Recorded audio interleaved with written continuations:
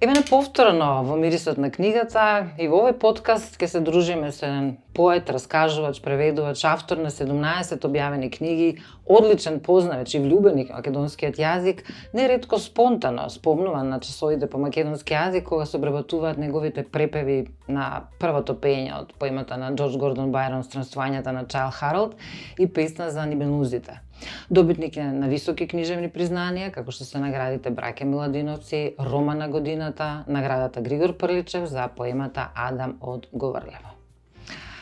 Неговиот последен историско-футуристички роман, Депа, мириса на 19-тиот и на 21-тиот век, затоа што со една нога е во времето на македонската преродба, времето на Прличев, а со друга е во сегашноста.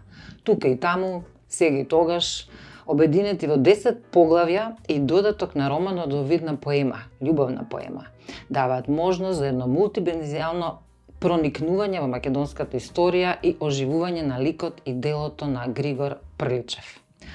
Добре дојдовте во подкастот Мирисот на книгата. Се надзира вашата љубов кон Григор Прличев низ буквално сите страни, од страници од овој ваш роман. И Депа е роман во кој што Григор Прличев го оживувате. Имате некоја конекција со него, од ова време сега се враќате во време на преродбата и пишувате. Еве први да ве прашам, господине Милован Стефановски, каде ви е мотивот? Кога почнавте да размислувате дека Григор Прличев треба вие да го овековечите како што тој нас на овенча со Ловро Венец, добивајќи наградата за поемата Сердарот? Најпрво благодарам за можноста да проговориме за овој роман и на еден ваков начин со цел да се доближи до пошироката јавност, ако е тоа можно. Григор Прличев не само за мене, веројатно и за повеќето познавачи на македонската книжевност и книжевна историја, особено 19-тиот век, е една грамадна фигура која што плени со многу нешта кои што ги направил како творечки чин во текот на неговиот живот.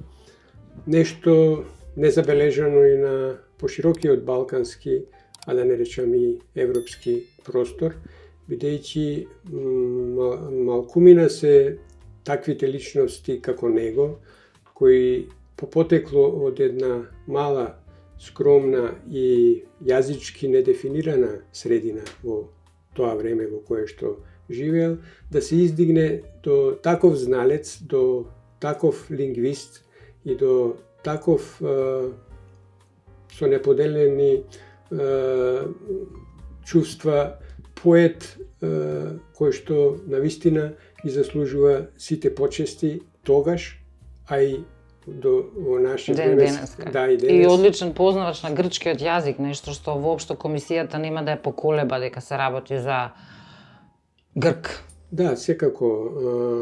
Неговата поема Сердарот е направена, напишана во еден период кога тој, иако отиден во Атина, едно скромно момче од Охрид, од бедно семејство кое што и немало финансиски можности да се школува, меѓутоа тогашните поимашни луѓе охриѓани умееле да се обединат и да го isfinansираат студирањето на нивните млади поколенија за да можат потоа да вратат со некакви резултати. И талентирани, оно што се вели за него, што на мала возраст знаел да чита, дедо му го учил да срица и ја знаел збуката. Секако, неговиот талент е неспорен во сите фази од неговиот живот, почнувајќи од најрана возраст, кога неговиот дедо, бидејќи тој живее без татко, само со самохрана мајка, го подучувал и многу го сакал затоа што бил бистар. Во тоа време, во првата половина на 19 век, образованието во Охрид било на грчки. Малиот Григор толку многу добро го совладал грчкиот јазик што бил најдобар од учениците. Кога завршил со образованието, а меѓу последните кои што му биле учители е еден од браќата, односно најстариот Димитрија Миладинов. Димитрија Миладинов исто така многу го сакал Григора и го подучувал и за книжевните сфери и дејности. Исто така битно е дека Константин, братот на Димитар, е врсник со Григора Прличев. Одењето во Атина не е по книжевна основа, туку да студира медицина. Така. Меѓутоа, не го привлекувала таа наука, особено откако присуствувал на соопштувањето на резултатите од конкурсот за поема. На поетскиот фестивал. Да, тој толку бил одушевен од почестите кои што тогашната грчка културна средина им го давала на лауреатите, на добитниците на тоа признание, така што си ветил себе си и тој да учествува на тој конкурс. И се вратил од Атина назад, отишол да биде учител во Белица, Струшко, и таму ја напишал поемата Сердарот, која што толку успешно и умешно била срочена и напишана, стихотворена, како што би рекол Григор. Со хомеровски стил. Да, дури и толку добри зналци какви што биле во комисијата со која председавал еден Рангавис, не можеле да претпостават дека не грк е авторот кој што го соопштиле на... А уште онака скромно облечен кога излегал, па морал... Не, тој воопшто и не излегол кога соопштиле кој е добитник на наградата на тој конкурс во 1862 година, кога соопштиле дека таа поема о Арматолос, последната фактички е прва. Е добитник на највисокото признание. Тој од возбуда, а стоел на крајот од салата, од возбуда не се пријавил дека е тој. Дори отпосле отишол кај председател на комисијата. Па го терале да рецитира наизуст. Да рецитира наизуст, за да докаже дека е негова, бидејќи е анонимен конкурсот.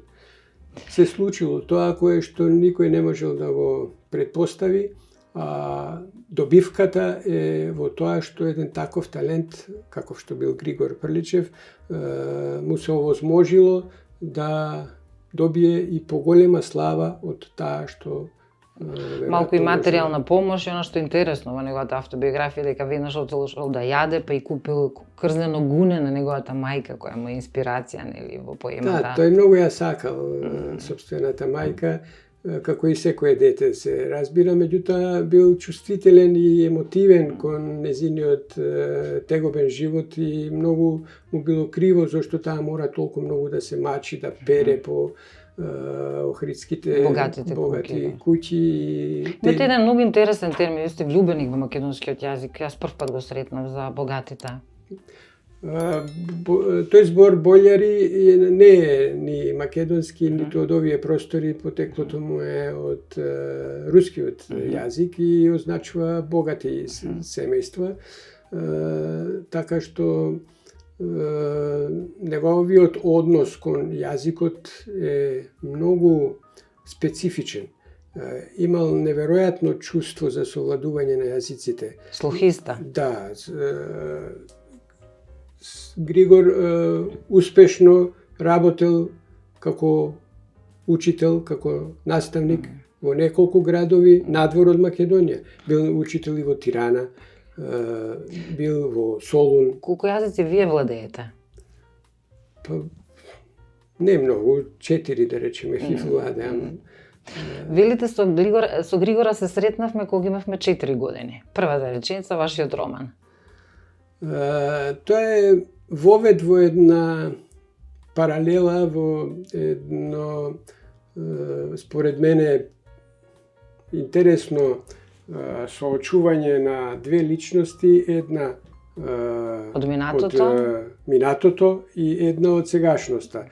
Главниот лик во романот може да се каже дека е Кузман Конев, меѓутоа исто и Григор Прличев, бидејќи неговиот живот се разгледува од една многу специфична страна. Тој како да е од тој се наблюдачкиот наратор. Така, Кузман е исто така професор во гимназија, исто така предава книжевност, балкански книжевности и е неверојатно голем влюбеник во ликот, делото и се што е поврзано со Григор Прличев.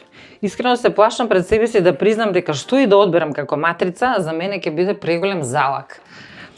Залакот, кој буквално се чита во еден здив, на крај завршува со една поема, која е всушност љубовта кон Депа, испишана во една поетска норма. Која е Депа? Депа во конкретниот случај не е туку така избрана како лик, инаку Депа е реална личност. Депа е краткото име на Деспина, а Деспина Каваева е внука на браќата Миладиновци. Деспина Каваева е спомената во предговорот на зборникот на браќата Миладиновци, каде што стои дека една девојка од Струга ни кажа дури преку 150 јуначки песни од тој крај. Депа Каваева од млада, веројатно и поради сродството и близината на такви личности какви што се Димитар и Константин Миладинови, меѓутоа и со природен талент, била многу интелигентна, многу остроумна, многу помнела 150 песни да се знаат наизуст е голема работа, а исто така Депа Каваева е и автор кој што за жал се уште до денес не е откриено и докажано со факти и аргументи. Јас верувам во тоа дека е така. Депа Каваева авторот е автор според мене на песната 1862 лето на Григор Прличев, што му се препишува.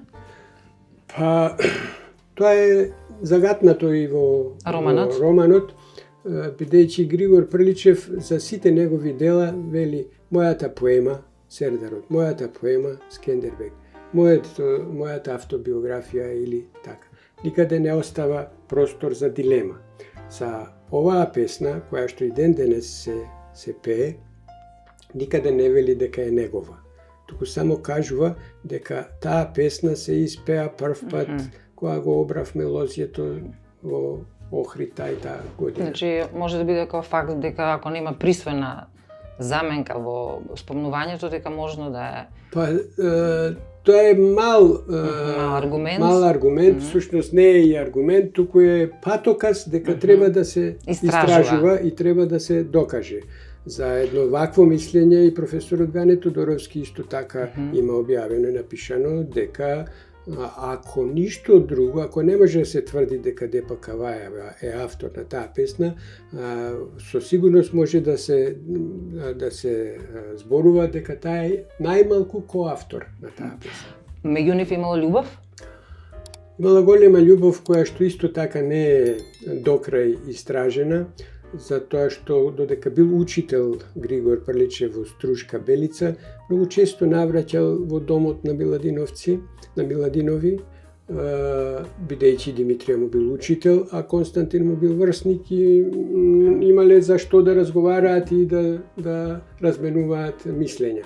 Тогаш ја сретнал Деспина, односно Депа Каваева, и некоја искра љубовна се запалила меѓу нив, и дошло до веројатно повисок степен на допаѓање и на емоции, кои што за жал не се создале можности да продолжи, немало ни услови да се ефектуира на поинаков човечки начин. Депа му е муза, инспирација, можеби работела со него како Милева и Алберт Ајнштајн. Па ете, можеби некој како вас истражувачки дух, упорен, влюбеник во неговата енергија, да докажете такво нешто и да напишете некој следен роман за љубовта на Прличев и Депа. Да, прво зафаќање од ваков вид е токму овој роман, каде што таа љубов меѓу Деспина и Григор е начната, загатната тука. Таа љубов може да се каже на некој начин дека е и трагична, бидејќи Григор не сакал после тоа ниту да се жени, одбивал брак и сакал да остане сам, иако го наговарале сите околу него, а Деспина, разочарана, се заморашила. Бидејќи била голема љубовта нејзина кон Григора, за да биде поблиску до него, се замонашила во Охрид, во црквата во Канео, каде што сакала да биде што поблиску до него.